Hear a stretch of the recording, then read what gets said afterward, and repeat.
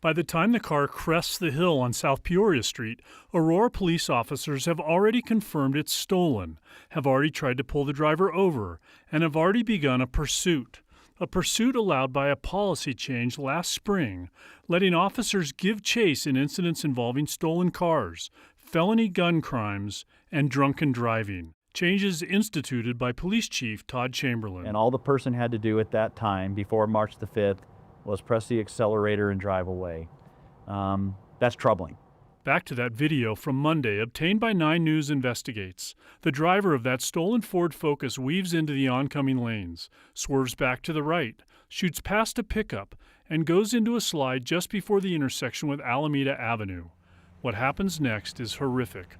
The car slams into the light pole where the camera is mounted, and 2 people, both with long criminal records, are dead. The decision to pursue rests with the officers and supervisors. They understand that once they do get into a pursuit, that they are constantly the operators and have to evaluate consistently what they are being confronted with. The speed, the time of day, the road, the weather conditions, the actions of the suspect. They also cannot be disciplined for calling off a pursuit. In this case, the review of this incident is ongoing, but Chamberlain said so far, it does not appear there was any major deviation from the department's policy.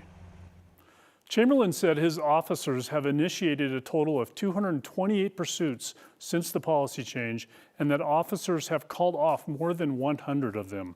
The pursuits that were not called off, he said, resulted in 142 arrests, the confiscation of 34 guns.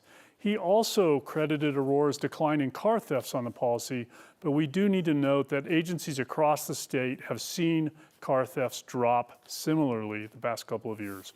Live in the studio, Kevin Vaughn, 9 News. Yeah, we have been talking about that a lot, and so this certainly was a violent end for these suspects, but again, no one else was hurt. No one else was hurt, Kim. The chief did acknowledge, though, that if this had gone differently, if another car had been in that intersection or if somebody had been in a crosswalk, we would be having a very different conversation right now. Absolutely. All right, thank you, Kevin.